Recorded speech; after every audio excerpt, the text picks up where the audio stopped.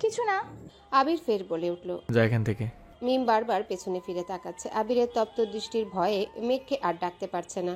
আবির পুনরায় বলল, কি হলো? মিম মাথা নিচু করে দৌড়ে চলে গেছে। আবির রুমের দরজা চাপিয়ে নিচে গিয়েছিল। এখন দরজা কিছুটা খোলা দেখেই অনুমান করতে পারছে রুমে কেউ আছে। আবির দরজা থেকে রুমে চোখ বোলালো। হঠাৎ আবিরের নজর স্থির হলো মেঘ আবিরের রুমের ব্যালকনিতে দাঁড়িয়ে আছে। আবির ভ্রু কুঁচকে এগিয়ে গেল সেদিকে। ব্যালকনিতে আবির আর মিমের কথোপকথন শুনে মেঘ তাড়াতাড়ি পাঞ্জাবি লুকিয়ে কি করবে বুঝতে না পেরে বারান্দায় চলে গেছে। আবির গুরুতর কণ্ঠে শুধালো, আমার রুমে কি করছিস? মেঘ নিশ্চুপ থেকে আবিরের পাশ কেটে চলে যেতে নিল। আবির আবারও প্রশ্ন করল, আমার রুমে কেন আসছিলি, তাও আবার পাহারাদার রেখে? মেঘ ভয়ে ঢোক গিলে ধীর কণ্ঠে বলল, এমনি আসছিলাম। মেঘ চলে যেতে নিলেই আবির মেঘের হাত চেপে ধরে। মেঘ আতঙ্কিত নয়নে তাকিয়ে বলল, ছাড়ুন, যাব। রুমে কেন আসলে সেটা বল, তাহলে ছেড়ে দেব। মেঘ আমতা আমতা করে বলল, আপনারা রুমে আসা কি নিষেধ? নিষেধ কেন হবে? তোর যখন ইচ্ছা রুমে আসবি, কিন্তু পাহারাদার কেন বাইরে থাকবে? কি করতে আসছিলি বল? চুরি করতে আসছিলাম, হয়েছে? আবির অন্যমনস্ক হয়ে বলল। আর কি চুরি করা বাকি আছে? মানে? আবির মেঘের হাত ছেড়ে মুচকি হেসে বলল, আমার রুমে কি এমন জিনিস আছে যা তোর চুরি করে নিতে হয়? তোর কি লাগবে নিয়ে যা। মেঘ মনে মনে বিড়বিড় করে বলল, সম্পূর্ণ আপনিটাকেই আমার লাগবে। কিভাবে নিব বলুন? আবির কিঞ্চিত হেসে বলল। কি হলো, কিছু খুঁজে পাচ্ছিস না? মেঘ কপাল গুটিয়ে রিনি ঝিনি হেসে আবিরের দিকে তাকিয়ে শীতল কণ্ঠে বলল, আমি যা নিতে চাই তা আপনাকে দেখিয়ে নিতে পারবো না।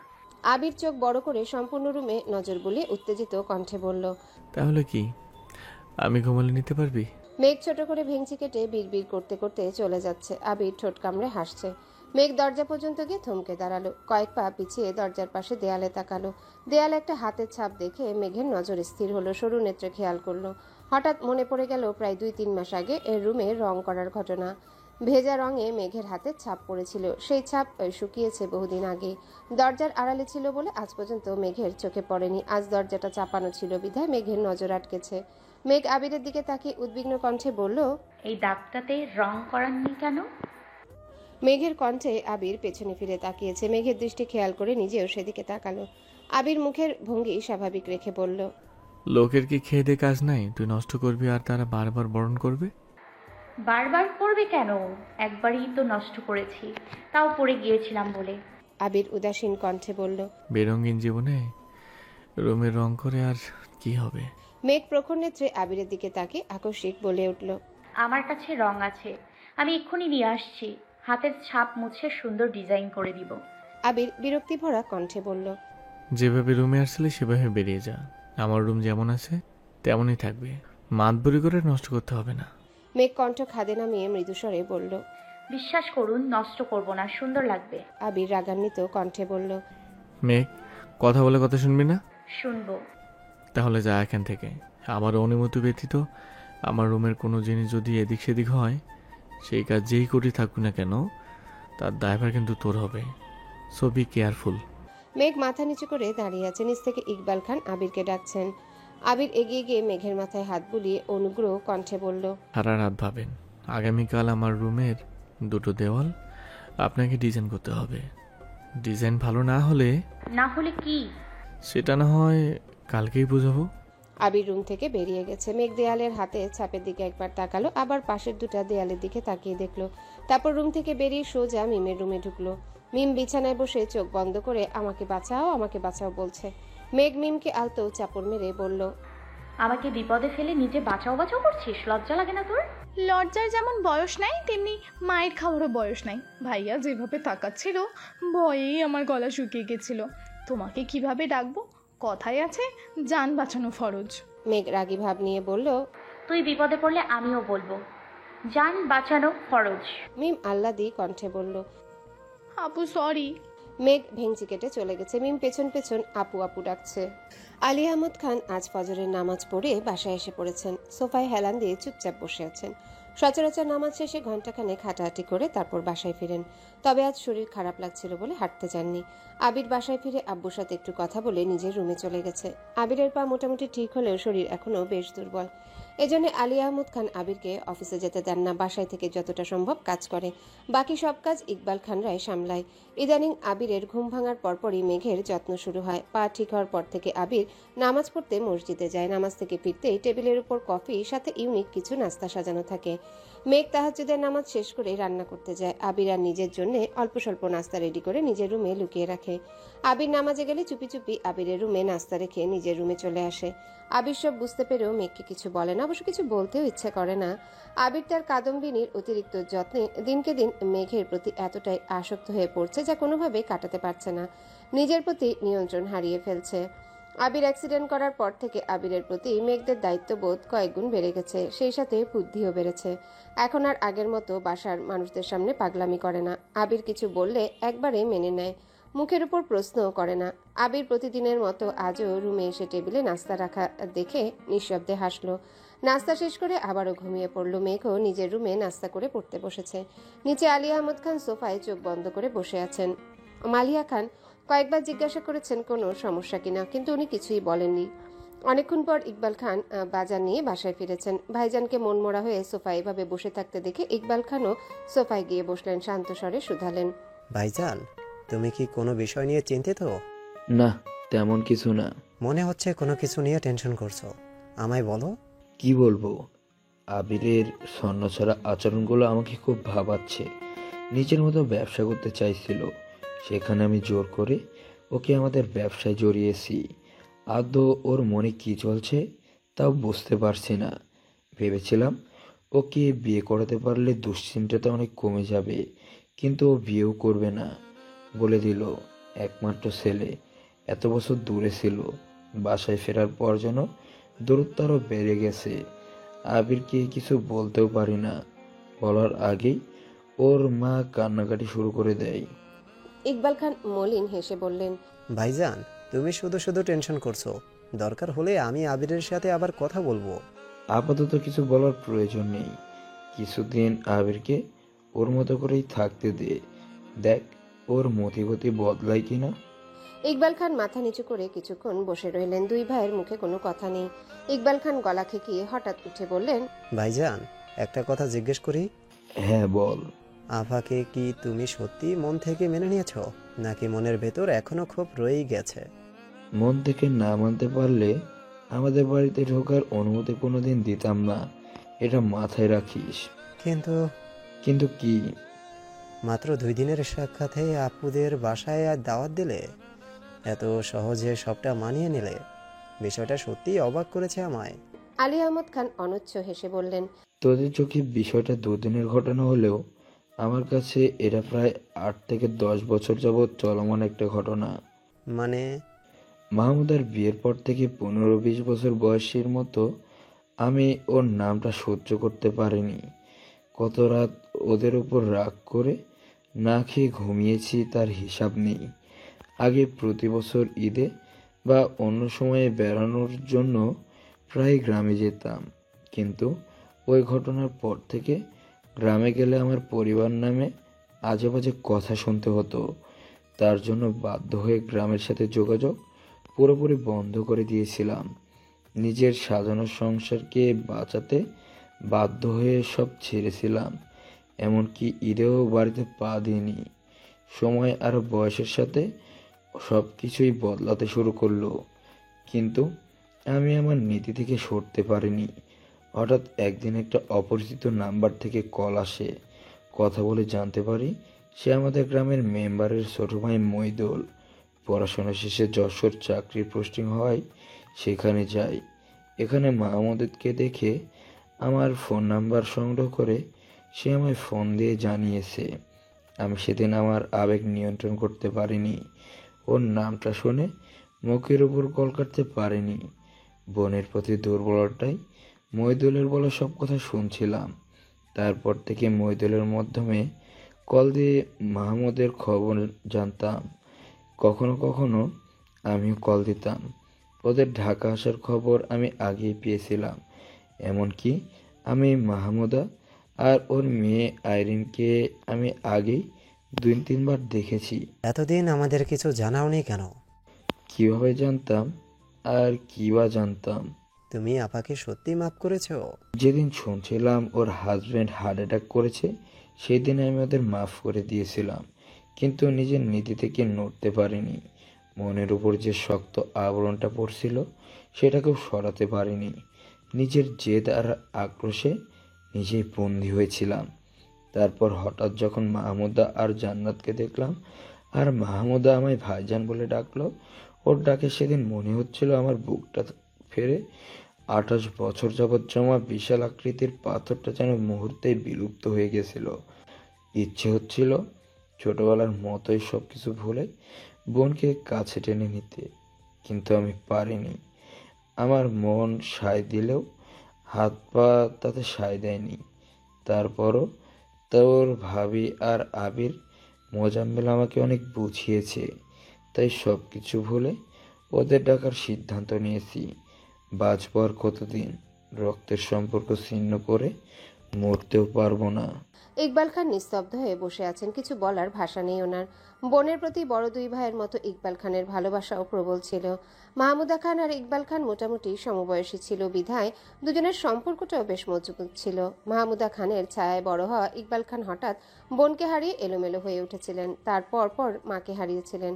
সব মিলে ইকবাল খানের জীবনটা বলতে গেলে অনেকটাই ছন্নছাড়া ছিল। এরপর থেকে বড় দুই ভাইয়ের শাসনেই বড় হয়েছেন। ভাইদের কথা মতো ব্যবসার কাজে রাজশাহী থাকতে শুরু করেন, আর সেখানে থাকা বাসার মালিকের মেয়ের সাথে সুসম্পর্ক গড়ে ওঠে, যার পরিণতি হয়েছিল কোনোদিন রাজশাহী বিভাগে পা রাখতে না পারা। সংসারের মায়াজালে আটকে গিয়ে রাজশাহীর রমণীকে ভুলতে পারলেও বোনের প্রতি দুর্বলতা কাটাতে পারেননি। ডুকরে কেঁদেছেন বহু রাত। সকালের খাবার খেয়ে তিন ভাই অফিসে চলে গেছেন। মোজাম্মেল খান আবিরকে অফিসে যেতে বলেছিলেন, কিন্তু আবির আজ ইচ্ছে করে অফিসে যায়নি। আবির রুমে না থাকলে মেঘ আবিরের সব জিনিসপত্র ঘাটাঘাটি করতে পারে, সেই ভেবেই আবির কোথাও যায়নি।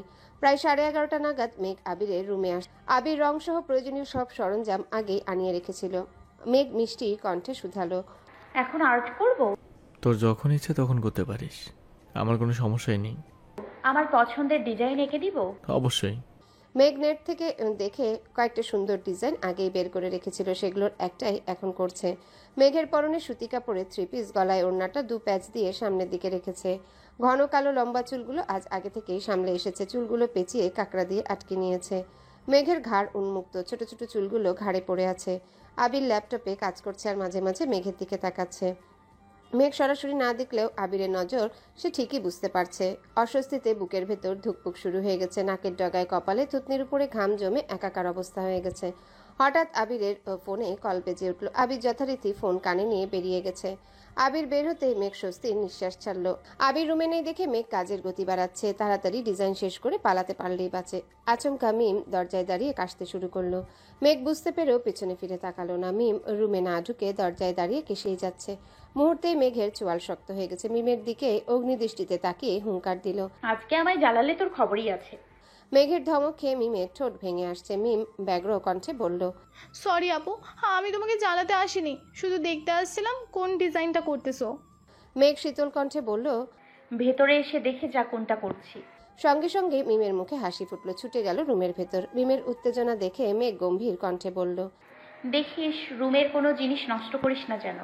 মিম সম্পূর্ণ রুমে চোখ বুলিয়ে আমুদে কণ্ঠে বলল, ও মা, এখন থেকেই ভাইয়ার রুমের দায়িত্ব নিয়ে নিয়েছো? মেঘ মুচকি হেসে বলল, আমি দায়িত্ব নিব না তো কে নেবে?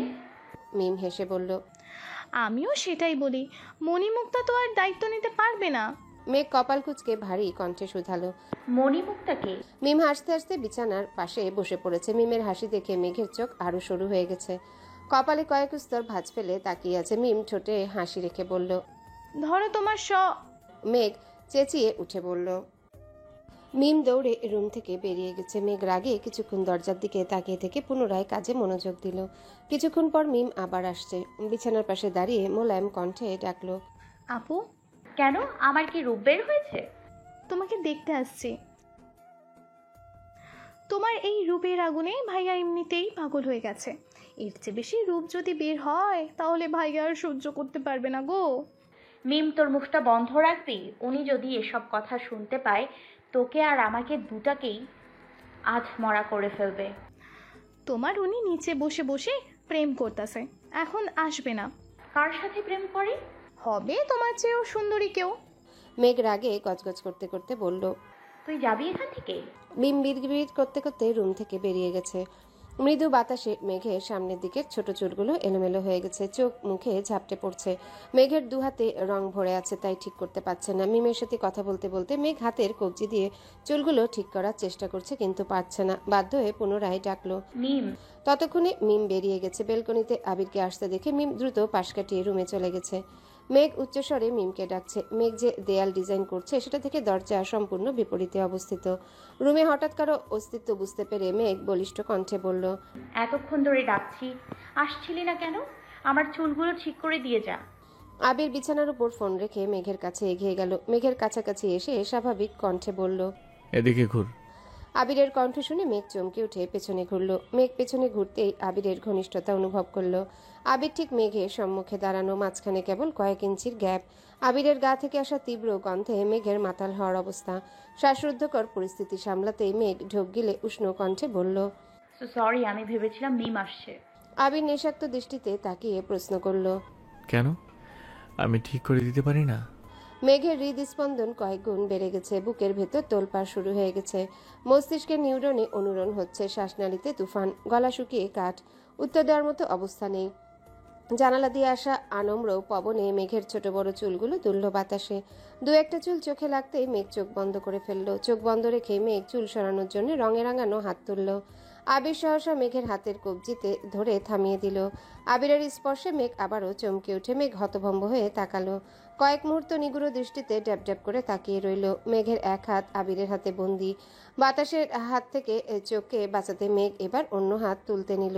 মেঘের আগে আবিরই নিজের অন্য হাত দিয়ে মেঘের কপালে 2 আঙ্গুল ছুঁয়ে কপাল থেকে চুল সরিয়ে কানে গুজে দিতে লাগলো।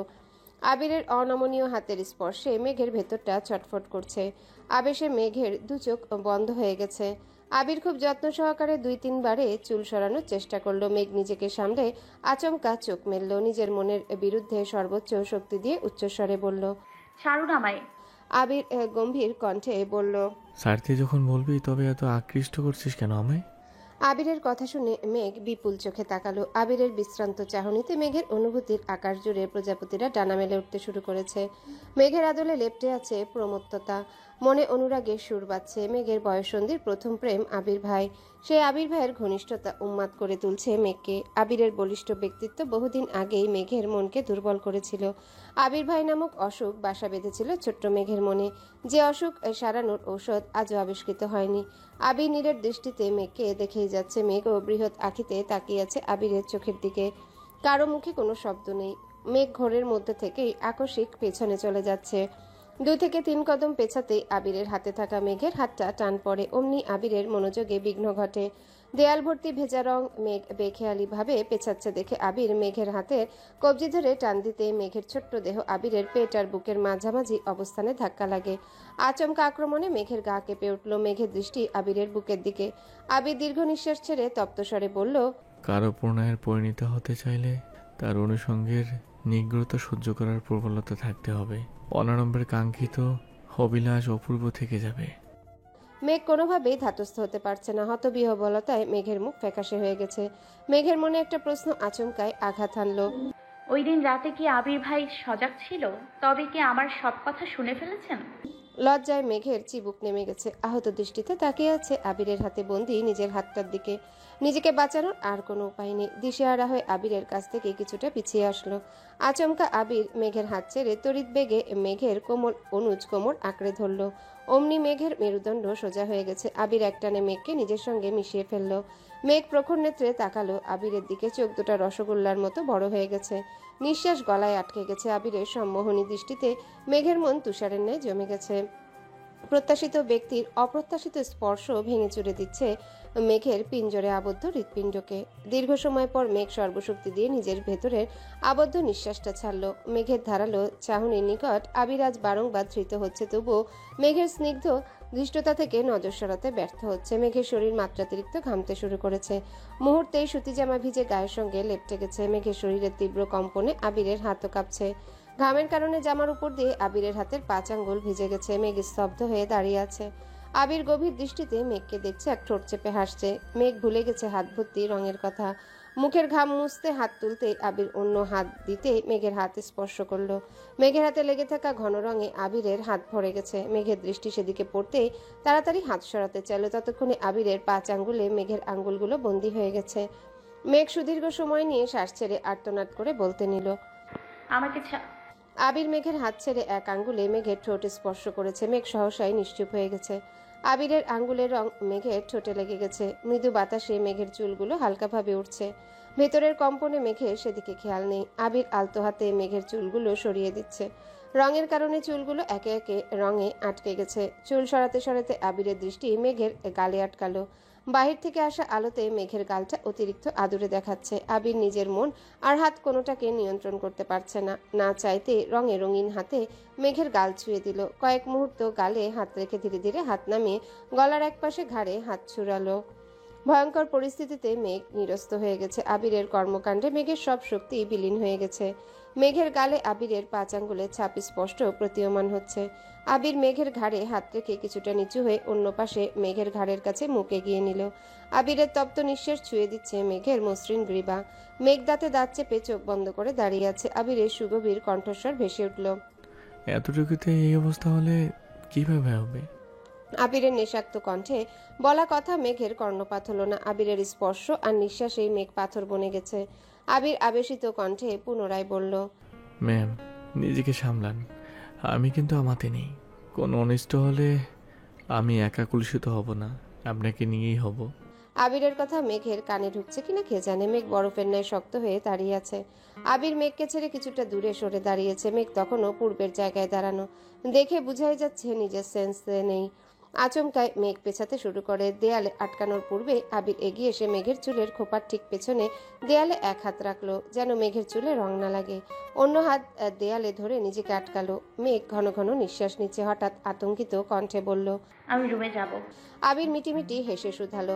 শরীর কি বেশি খারাপ লাগছে? মেঘ চিবুক নামিয়ে ধীর কণ্ঠে বলল। হ্যাঁ। আবির মনে মনে বিড়বিড় করলো। কিছু করলামই নেই।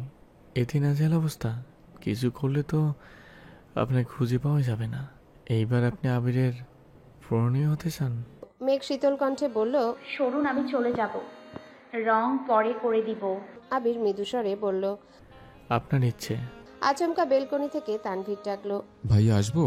মেঘ তানভীরের কণ্ঠ শুনে থতমত খেয়ে উঠল। গুটিসুটি মেরে দাঁড়িয়ে আছে, চোখে মুখে আতঙ্কের ছাপ। মেঘ উদ্বিগ্ন কণ্ঠে বলল। ভাইয়া আসছে, সরুন প্লিজ। আবির ভ্রু কুচকে শক্ত কণ্ঠে বলল। তোর ভাইকে কি আমি ভয় পাই নাকি? আবির তানভীরকে উদ্দেশ্য করে উচ্চস্বরে বলল। না, ব্যস্ত আছি। তুই যেগুলো আনতে বলেছিলে সেগুলো নিয়ে এসছে। তোর কাছে রাখ, পরে দেখে নিয়ে আসবো। আমি আবার বেরিয়ে যাব, ফিরতে রাত হবে। তোমার রুমে রেখে যাই। আবির বিরক্তি ভরা কণ্ঠে বলল। উফ, রেখে যা। মেঘ উপায় না পেয়ে আবিরের প্রশস্ত বুকে নিজেকে আড়াল করার চেষ্টা করলো। ভয়ে চোখ বন্ধ করে রেখেছে। তানভীর বিছানায় কিছু কাগজ আর 2-3টা বক্স রাখতে রাখতে বলল। তোমার। বলতেই মেঘকে অল্প বিস্তর চুপ করে গেল। কপাল গুটিয়ে আবিরের দিকে তাকিয়ে তড়িঘড়ি করে কান হাত দিয়ে বিড়বিড় করে সরি বলল। আবির চোখে ইশারা করতেই তৎক্ষণাৎ নিজের মাথায় চাপড় মারতে মারতে বেরিয়ে যাচ্ছে। যেতে যেতে দরজাটাও চাপিয়ে রেখে গেছে। তানভীর নিজের কপাল চাপড়ে বেলকনিতে হাঁটছে আর বলছে। ছি তানভীর, ছি, তুই এত নির্লজ্জ কেন? তানভীর বিড়বিড় করতে করতে নিজের রুম পর্যন্ত যেতেই ফোনে কল বেজে উঠল। তানভীরের বেস্ট ফ্রেন্ড সোহাগ কল দিচ্ছে। তানভীর কল রিসিভ করতে ওপাশ থেকে সোহাগ একদমে কত কি বলতে থাকলো। তানভীর প্রখর তপ্ত স্বরে বলল। আমাকে এসব বলে কোনো লাভ নেই। আমি এখন আসতে পারবো না। এমপির সাথে একটা প্রোগ্রামে যেতে হবে। প্লিজ দোস্ত, একটু আয়। আরে ভাই, আমার সময় নাই। শোন তানভীর, আমাকে যতই ব্যস্ততা দেখাস সমস্যা নাই, কিন্তু তোর গার্লফ্রেন্ডের জন্য অত্যন্ত আয়। একদম ইমোশনাল ব্ল্যাকমেল করবি না। তোর আমার মাঝখানে ওকে কেন টানতেছিস? কারণ আমার কথা তুই গুরুত্ব দিস না। প্লিজ তানভীর, জাস্ট 5 মিনিট লাগবে, আয় তুই। তানভীর ভারী কণ্ঠে শুধালো। বন্যা কি এখনো ভার্সিটিতে? আমি তোর কাছে সকাল থেকে চিল্লাচিল্লি করছি, তুই আমাকে পাত্তা দিচ্ছিস না। বন্যার নাম শুনতেই কণ্ঠস্বর পাল্টে গেছে। দাঁড়া, এখন থেকে তোকে ওর কসম দিয়ে সব কাজ করব। তানভীর রাগান্বিত কণ্ঠে বলল। আর যাই করিস, কোনোদিন ওর নাম নিয়ে কসম কাটতে বলবি না। পরিবারের বাইরেও আমার একমাত্র দুর্বলতা। তাছাড়া কসম কাটা ঠিক না। আচ্ছা ঠিক আছে, কাটবো না কসম। এখন বল আসবি? বন্যা যদি সত্যিই ভার্সিটিতে থাকে তাহলে আসবো। আরে আছে প্রয়োজনে আটকিয়ে রাখবো। তাও তুই আয়, আমার কাজটা কিন্তু করে দিতে হবে। ভুলেও বন্যাকে কিছু বলতে চাইস না, আমি আসতেছি। তানভীর দ্রুত বেরিয়ে পড়েছে। এদিকে মেঘ আবিরের আড়ালে চুপটি করে দাঁড়িয়ে আছে। তানভীর চলে গেছে অনেকক্ষণ আগে। মেঘ আতঙ্কে এখনও চোখ খুলতে পারছে না। আবির ঠোঁটের কোণে হাসি রেখে অপলক দৃষ্টিতে মেঘকে দেখছে। তিরতির করে কাঁপছে মেঘের ওষ্ঠদ্বয়। লজ্জা আর ভয়ে নাকের ডগা আর গাল পাকা টমেটোর মতো লাল হয়ে গেছে। নিস্তব্ধতা বুঝতে পেরে মেঘ ধীরে ধীরে চোখ মেলল। সরাসরি চোখ পড়ল আবিরের চোখের দিকে। আবিরের নেশাক্ত দৃষ্টি দেখে মেঘ লজ্জায় মাথা নিচু করে ঘাড় কাত করে তানভীরকে দেখার চেষ্টা করলো। তানভীরকে রুমের কোথাও দেখতে না পেয়ে উদ্বিগ্ন কণ্ঠে শুধালো, ভাইয়া কোথায়? চলে গেছে। কেন? সেটা আমি কিভাবে বলবো? তোর ভাইকে জিজ্ঞেস কর গিয়ে। হঠাৎ দেয়ালের দিকে আবিরের নজর পড়ে। যে হাতটা দিয়ে নিজেকে আটকে ছিল সেই হাতে যে রং ছিল আবির সেটা খেয়ালই ছিল না। মেঘের চুল বাঁচা দিকে উল্টো দেয়াল নষ্ট করে ফেলেছে। আবির সাথে সাথে মেঘও চোখ ঘুরিয়ে তাকালো। দেয়ালে আবিরের হাত দেখে আর্তনাদ করে উঠল। এটা আপনি কি করলেন? আমি ইচ্ছে করে করেছি নাকি? তোর চুল বাঁচাতেই তো করেছি। মেঘ একটু দূরে সরে দেয়ালটাকে দেখে পুনরায় গম্ভীর কণ্ঠে বলল, আমি এখানটা এখন কিভাবে ডিজাইন করব? আবির মেঘের হাতের কবজিতে শক্ত করে ধরে টেনে নিয়ে রঙের বক্সে চুবিয়ে সঙ্গে সঙ্গে দেয়ালে ছাপ দিল। যেখানে আবিরের হাতটা রেখেছিল ঠিক সেখানেই। মেঘ আটকানোর খুব চেষ্টা করেছে, কিন্তু আবিরের শক্তির সামনে মেঘ অতি নগণ্য একটা মানুষ। আবিরের হাতের রং অনেকটাই শক্ত হয়ে যাওয়ায় ঠিকমতো বোঝা যাচ্ছিল না, কিন্তু মেঘের হাতের ছাপ স্পষ্ট বোঝা যাচ্ছে। ভালোভাবে খেয়াল করলে মেঘের ছোট্ট হাতকে ঘিরে আবিরের বড় হাতের অপ্রখর ছাপটা ঠিকই চোখে পড়ে। মেঘ ক্ষুব্ধ হয়ে বলল, আপনি এমন করলেন কেন? কি ডিজাইন করবি ভেবে পাচ্ছিস না? তাহলে কি করব? মেঘ শক্ত কণ্ঠে বলল। আমি কিন্তু সম্পূর্ণ দেয়ালটাই নষ্ট করে ফেলবো। আবির মুচকি হেসে বলল, একদিনের জন্য রুম তোকে দিয়েছি, সাজাবে কিনা নষ্ট করবি পুরোটাই তোর উপর, আমি কিছুই বলবো না। মেঘ শীতল কণ্ঠে বলল, মাঝখানে হাতের ছাপটার কারণে কি পচা লাগছে। আপনি এমনটা না করলেও পারতেন। আবির স্বাভাবিক কণ্ঠে বলল, তুই তোর কাজ শেষ কর, তারপর দেখছি কত সুন্দর লাগে। মেঘ মুখ ভোতা করে ঠোঁট ভেঙে কাঁদো কাঁদো মুখ করে আবিরের দিকে তাকিয়ে আছে।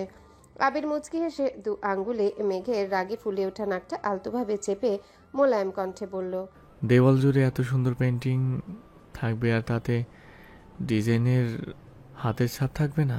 তা কি করে হয়? ছাপটার নিচে তোর নামটাও লিখে দিস। বাসার মানুষ দেখলে কি ভাবে? বাসার মানুষ যখন জিজ্ঞাসা করবে এই ডিজাইন কি করেছে, তখন আমি কি বলবো? সে আর অপরা পেতনি ডিজাইন করে দিয়ে গেছে, নাকি আমার কাল্পনিক বউটা এসে করেছে? মেঘ ফোঁস করে শ্বাস ছেড়ে রাগী স্বরে বলল, কথায় কথায় বউ বউ করবেন না। আমি কিন্তু বড় আব্বুকে বলে দিব। কি বলবি? বলবো আপনি সারাদিন বউ বউ করেন, অথচ বিয়ের কথা বললে ভাব নেন। আপনাকে ডক্টর দেখাতে হবে। আবির নিঃশব্দে হেসে শুধালো, হ্যালো বন্ধুরা, পরবর্তী পার্ট খুব তাড়াতাড়ি আসবে, তো সবাই অপেক্ষায় থাকো। আর চ্যানেলটি যারা এখনো সাবস্ক্রাইব করনি তারা পরবর্তী পার্ট দেখার জন্য চ্যানেলটি সাবস্ক্রাইব করে রেখো। ধন্যবাদ সবাইকে, আমাদের সাথেই থেকো।